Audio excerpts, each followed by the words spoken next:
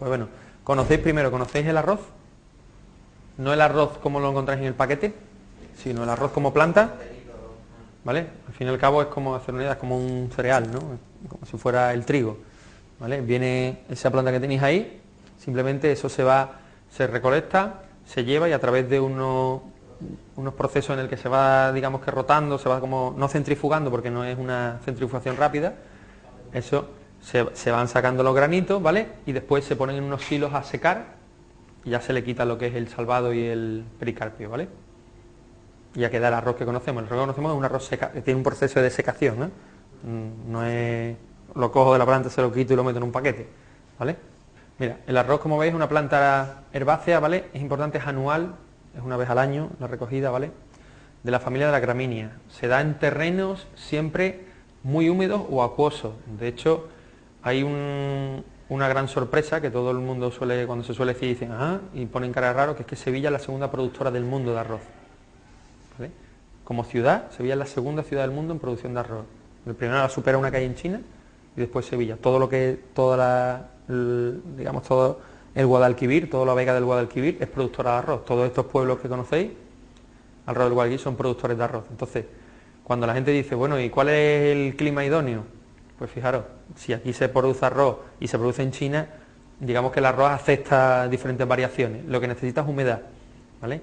Al principio se cubre prácticamente unos 35 centímetros de agua, ¿vale? Y se planta el arroz en esa agua, se tiran las semillas y lo que empiezan a salir, van saliendo poco a poco hasta que prácticamente quedan 5 centímetros de agua, ya tenemos la planta fuera y cuando ya quedan esos 5 centímetros, cuando ya empiezan a entrar, digamos, para trabajar un poco más lo que es la planta, ¿vale? Pero necesita toda su humedad, o bien por lluvia, como es el caso de todos esos países, ¿vale? Como China, Tailandia, este tipo de países, o bien porque está alrededor de río y se inunda, ¿vale? Y se consigue la producción de arroz. Bueno, características, el arroz principalmente, característica que todos conocemos, que es muy rico en almidón, ¿vale? Entonces, tiene esa característica en cuanto a componente, pero una característica organoléptica muy positiva, que es que en cierta forma bastante neutro, ¿vale? El arroz en sí, un arroz blanco cocido, no tiene bastante sabor, que nos permite combinar perfectamente con muchísimas variantes y usarlo tanto en aspectos salados como en aspectos dulces, ¿vale? Entonces, clasificaciones de arroz. Esta clasificación es genérica. Existen unas 7.000 variedades de arroz en el mundo, ¿vale? Aquí tenemos, a lo mejor estáis viendo esa clasificación y decís, oye, pues ahí no está el arroz bomba, que conocemos, o el calasparra. Es porque se incluye dentro de una de las variedades, que es el japónico, o el arroz de grano corto, ¿vale? Son digamos, especies puntuales de arroz dentro de esta clasificación general, ¿vale? Entonces la clasificación tiene el arroz de grano largo o índico, es típico de Asia, es ese arroz de grano largo, no es el vaporizado que conocemos. El de grano corto, redondo y japónico, se llama, el otro nombre es japónico. Este sí que es el que usamos aquí normalmente, ¿vale? Este arroz que conocemos que desde siempre está en todas las casas, características, que tiene más almidón, ¿vale? El arroz silvestre o salvaje. El arroz salvaje es una semilla de una planta que se llama avena de agua, ¿vale? Pero se le considera arroz, es un cereal, ¿vale? Pero no es arroz, no es lo que pasa es que se usa como arroz. Tiene una diferencia que la ventaja es que se puede hacer sin presencia de un medio acuoso. El arroz casi siempre requiere de un medio acuoso. El arroz salvaje puede hacerse directamente en un medio graso, salteado por ejemplo. Se abre como si fueran palomitas. Si lo hace en un medio acuoso, la diferencia es que para su perfecta cocción ronda la hora y cuarto cociendo, ¿vale? Hasta que está... Y normalmente no se suele servir nunca solo, casi siempre se mezcla con otros tipos de arroz, ¿vale? El arroz integral, que es el siguiente, es un arroz que es descascarillado, pero conserva un componente que es el pericarpio, ¿vale? Y es más nutritivo. Y el último, que es el arroz vaporizado, ahí he puesto entre comillas, el arroz nunca se pasa, como lo conoce la gente, ¿vale? Que este arroz lo único que hacemos es que lo metemos en un remojo de agua templada y después sufre un proceso de vapores, ¿vale? Y lo que hace, el proceso es un proceso complejo, pero que al fin y al cabo lo único que hace es que le quita almidón, le quita gran parte de ese almidón. Como el almidón es lo que da esa textura al arroz, esa textura de espesor, de que se pasa, de ligazón, al tener menos almidón, prácticamente casi nada, pues el arroz aguanta bastante tiempo de cocción sin que se pase, ¿vale? Dicho de forma muy rudimentaria, ¿vale? Venga, 3 categorías comerciales de arroz. Categoría extra, primera y segunda. Cada una se identifica con un color, ¿vale? La categoría extra, color rojo. Categoría primera, color verde. Categoría segunda, color amarilla. ¿Y qué son estas categorías? Es el porcentaje de grano entero, ¿vale?, que hay en cada 100 gramos de arroz, simplemente, ¿vale? Entonces, la categoría extra nos dice que de cada 100 gramos de arroz, 92 gramos son perfectos, los granos son enteros. O decimos que 8 gramos no son enteros. Pueden sufrir algún proceso de descascarillado, algún proceso de rotura, ¿vale? Haceros una idea que el arroz cuando se recoge es bastante delicado. El arroz cuando lo recoge en el campo no está seco, como nos llega a nosotros, está fresco. Entonces, en algunas ocasiones, o bien no se recoge en su momento, la recolección es tardía, o bien por distintas circunstancias se recoge antes de tiempo, o bien en el proceso de recolección sufre, entonces los granos no salen enteros. No significa, cuidado, siempre especifico esto, no significa que el tío coge 1 kilo de arroz y dice voy a contar a ver cuántos granos me han salido mal. No. Significa que tiene una recolección que ha sido buena, ha salido en su momento, se han respetado todas las circunstancias, todas las condiciones, y después tiene otra que por distintas razones, o por calidad, o por el medio, o porque es abrupto, porque es difícil acceso, lo que queramos, o porque ese año ha llovido más de la cuenta y el grano se ha humedecido mucho, tiene un grano que no es todo el grano completo, un grano que ha sufrido.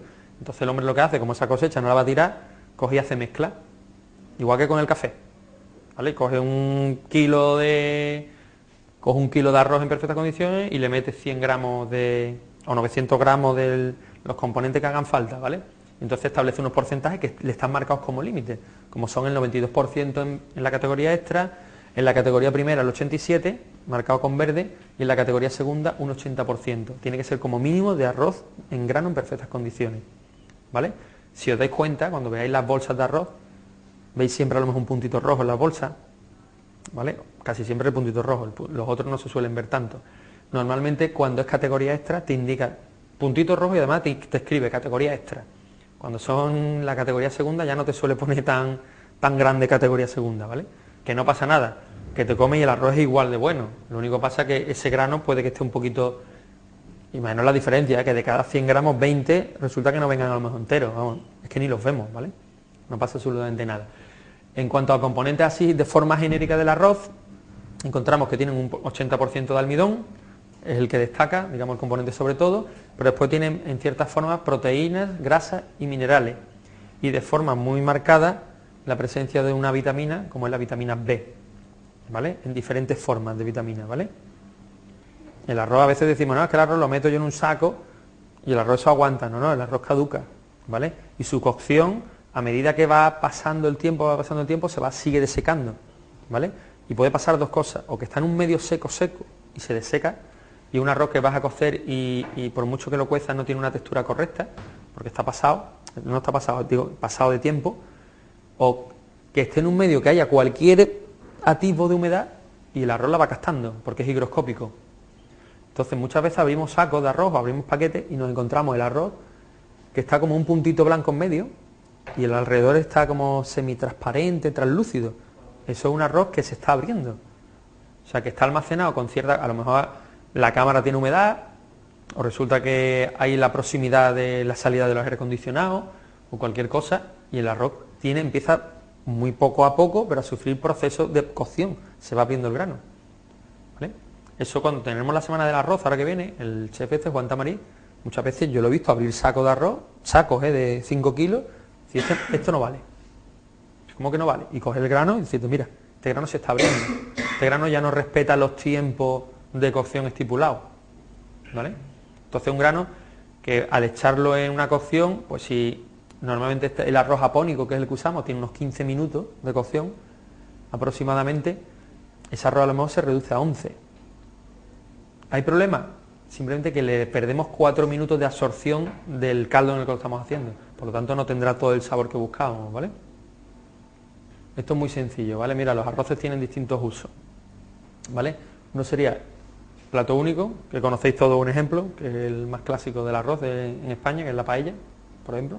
Se puede comer como plato único, en ensaladas, como ensalada de arroz, como parte de acompañamiento de plato, nos referimos en este caso a guarniciones, postre, el arroz se emplea como parte de postre, y el último como elementos de ligazón, ¿vale? Como es por ejemplo cuando hacemos el bisque de marisco o la sopa de pescado, que le echamos el arroz, dejamos que se cueza, que se pase voluntariamente, y usamos ese almidón del arroz para triturarlo y listo, ¿vale? Después existen 2 elaboraciones básicas para cocinar arroz, de forma muy genérica, y cada una ya después incluye subgrupos, como son los arroces, fijaros qué fácil, seco o caldoso, ¿vale?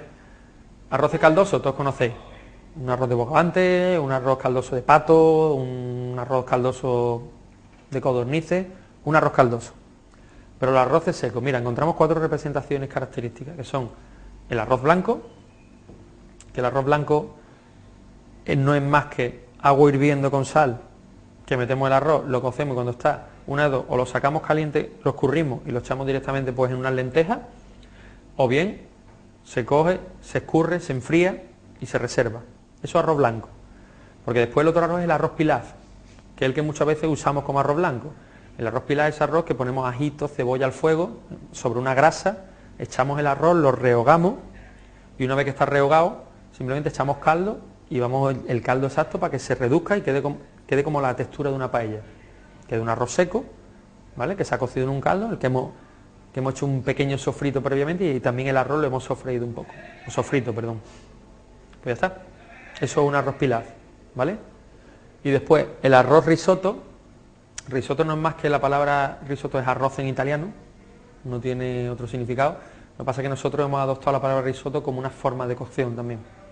Y el risotto es un arroz que cocemos y al final se liga necesariamente con mantequilla y con queso. En algunas ocasiones lo ligan con nata y otras con no. Lo que siempre lleva la presencia es de nata, de queso y mantequilla, ¿vale? Pasta alimenticia, fijaros, cuando se define pasta alimenticia exclusivamente, sin un añadido, como puede ser compuesta, rellena, calidad superior o fresca, cuando decimos pasta alimenticia, nos referimos a la pasta no fermentada, ¿vale? Y que está desecada. No es que lo digo yo, lo dice así la ley, ¿vale? La reglamentación técnico-sanitaria, que tenéis ahí la definición. Es una pasta, una masa no fermentada y que además ha sufrido una desecación. Eso es lo que conocemos como pasta alimenticia. Entonces, en la clasificación de las pastas, que hace la reglamentación técnico-sanitaria, pasta alimenticia es toda esa que encontramos en el supermercado, en los paquetes, ¿vale? Esa que encontramos es la pasta alimenticia. Ahora bien, dentro de la pasta alimenticia encontramos de calidad superior, que es la que está hecha con sémola de trigo, 100%, que es verdad que vemos algunos paquetes que pone calidad 100% superior. Cuando queréis hacer pasta con sémola de trigo, yo os aconsejo, es muy difícil, ¿vale? A mano cuesta un montón. Aquí la hemos hecho en algunos seminarios, cuesta trabajo. Yo en Italia me llevé como loco haciendo con sémola de trigo y lo que hacen ellos es que trituran primero la sémola de trigo y la hacen harina. Tenemos las pastas alimenticias, ¿vale? Que son esas pastas alimenticias que encontramos en los supermercados. Tenemos las pastas alimenticias de calidad superior, que son esas elaboradas con sémola de trigo que hemos dicho 100%, que yo te decía antes, te comentaba, en algunos casos, si tú quieres para trabajar más cómodo, lo que hace es que la tritura. Si pruebas a sémola de trigo dentro de una máquina de estas de triturar, por mucho que la trituren no se queda como la harina, sino que se queda en grumitos más pequeños, lo que sería, como habéis dicho por ahí, semolina, una cosa así, ¿no? Entonces, ya con la semolina la puedes trabajar un poco mejor, porque es realmente duro, trabajar una masa que queda muy compacta, que queda muy poco elástica, ¿vale? Que cuesta trabajo.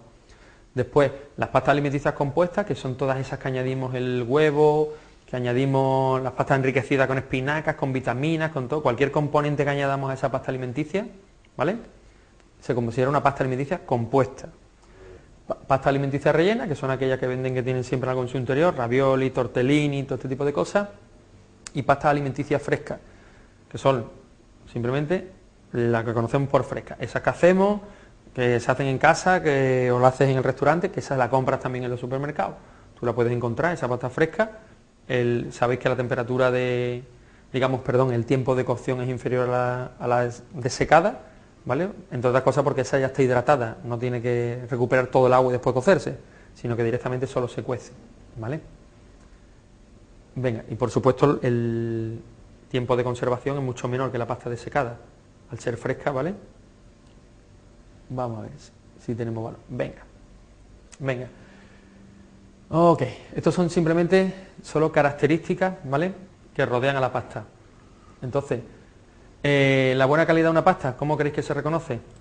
La pasta normal alimenticia tiene un aspecto seco, liso, que sea regular. Cuando dice sin regueros blancuzco es que a veces compras a lo mejor ravioli o la pasta de lasaña, resulta que tienen como un veteado, un marmoleado. Eso nos indica que la pasta se ha sufrido, ¿vale? Que no es uniforme constantemente, ¿vale? Después, Una regla fundamental de las pastas es el concepto de al dente, que todos conocéis, ¿vale? Los italianos usan una palabra, dicen que la pasta tiene que tener el alma dentro, ¿vale? El alma dentro significa que, por ejemplo, cuando tú coges un espagueti, dentro tiene que tener como un punto, ¿vale? Y ese punto es de crudo, una pasta cruda. Entonces ellos el sistema que tienen es que cogen la pasta, la cuecen, nunca la enfrían en agua porque dice que pierde, entonces la sacan, la escurren y la ponen en unos boles de barro, ahí echan la salsa y la llevan a la mesa. Perdón, la llevan a la mesa y entonces ahí acaba la pasta de cocerse, ¿vale? Con ese alma que lleva dentro, ¿vale? Ese es el concepto de al dente. Después, la pasta cocida siempre en abundante agua, ¿vale? Perdón. Vale, siempre cocida en abundante agua. A veces cocemos pasta en unos cacharritos ahí que casi no cabe, no, con abundante agua, que le permita moverse y siempre con aceite de oliva, para evitar que la pasta, mientras se está cociendo, se agarre entre ellas y se pega a veces en las paredes del recipiente. Y lo último, la pasta fresca, que como hemos dicho tiene un menor tiempo de cocción, se cuece antes, entre otras cosas porque ya está hidratada, no tiene que hidratarse primero para cocerse, ¿vale? Venga, los condimentos. Mira, por norma general la pasta, digamos que admite la presencia o el complemento de diversas sustancias, ¿vale? Pero algunas de ellas de forma más característica, como es la grasa, 3 grasas principalmente, aceite, grasa de cerdo y mantequilla, se suelen usar para trabajar con la pasta. Hortalizas, digamos las más comunes, ajo, cebolla y tomate. Las especias, tenéis pimienta, la cayena, la nuez moscada y la guindilla fresca, ¿vale? Hierbas aromáticas, las clásicas, perejil, orégano y albahaca. Salsa, tomate bechamel, pesto, carbonara, boloñesa, ¿vale? Y los quesos, mozzarella, emmental, grana padano y parmesano. ¿Conocéis el grana padano? No, el grana padano es un queso que estaba prácticamente, era un gran desconocido para nosotros y es muy similar al parmesano, pero es más barato. Eso es simplemente las cantidades orientativas de pasta, ¿vale? Que usamos por distintas elaboraciones. Para caldos y sopas se usa entre 20 y 25 gramos. Para menestras y potajes usaremos entre 40 y 45 gramos. Para seco, ¿vale? Para pasta y tenedor, o sea, cuando la comemos con el tenedor, usaremos de 80 a 100 gramos, ¿vale? Estamos hablando de un plato traca. Y para placas de lasaña o canelones, que se usan de 3 a 4 placas. Eso es, vamos, que eso lo sabéis, ¿no? Entonces, tipo de pasta nos interesa. Mira, hay pasta sin relleno, ¿vale? Que las que vamos a hablar ahora pueden ser alargadas o cortas, ¿vale? Las alargadas, empezamos. Espagueti, lo conocemos, ¿no? Sin problema. Tallarines, sin problema. Es igual que los espaguetis, solo que con la sección, digamos, son planos, ¿vale? Como especie rectangular. Papardeles, como un tallarín, pero de mayor espesor, ¿vale? Fettuccini. El fettuccini es como un tallarín, pero un poquito más ancho. Si el papardelle tiene 2,5 centímetros de ancho, el papardelle es así, y el fettuccini es una cosita así, 6 milímetros. ¿Vale? El tagliatelle, un poquito más ancho todavía que el fettuccini. Linguini, ¿vale? Similar al fettuccini, pero de 3 milímetros de ancho, ¿vale? Y como veis ahí, el término linguini es pequeñas lenguas. Entonces, el capelli, ¿vale? Estos son, si lo habéis visto alguna vez, vienen como unos círculos muy finos, ¿vale? Que se cuecen, son como cabello de ángel, se llaman. El bucatoni, que es ese macarrón gordo y grueso, ¿vale? Y el bucatini, que es como el bucatoni, pero menos grueso, ¿vale? Después, pastas largas, sin relleno hemos visto, ahora vemos las pastas cortas sin relleno, que son los macarrones de toda la vida, ¿vale? Que es un tubo rectangular. El rigatoni, ¿vale? Que gran pasta tubular estriada, ¿vale? Estriada levemente, que es lo que le llaman los italianos el rigate, ¿vale? El que está estriado, ¿vale? Pene, que es con forma de tubo corto. Los gnocchi, que pueden ser de puré de papa o de puré o de harina, simplemente una masa normal, una pasta fresca hecha. Los fusilli, que son esas hélices que conocéis, ¿no? Como pajaritas, ¿vale? Y el rotini, que similar a los fusilli, pero son más cortos, ¿vale? De todas estas que vemos aquí, que hemos visto hasta ahora, en los supermercados no se encuentran todas, evidentemente. Y incluso a nivel de proveedores, tienes que avisarle con tiempo para que te las encuentren, ¿eh? Los saca de lo que son espagueti, fettuccini, papardelle, gnocchi, rigatoni y eso, y acabamos, ¿eh? Y le cuesta trabajo. Después las pastas rellenas, que es las que vamos a ver, que son los ravioli, que es la forma de paquetito, esa que conocemos, cuadrado. El tortellini, ¿vale? Que es como un anillo que después se anuda, no sé si lo habéis visto, ¿vale? El panzerotti, que el panzerotti no es que esté en desuso o difícil de encontrarlo, es que no se encuentra en España, ¿vale? El capelletti, son una pasta rellena de forma de pequeño sombrero. Los capelletti, eso sí lo usamos allí en Madrid. Roberto usaba capelletti. Y Agnolotti, que eso ya ese es el portero del Inter de Milán, Gabriele Agnolotti, son simplemente los raviolis que tienen los bordes redondeados. En vez de ese cuadrado, tienen redondeados. Normalmente están estriados esos bordes, pues lo hacen con las puelas, con el instrumento puela y quedan redondeados, ¿vale?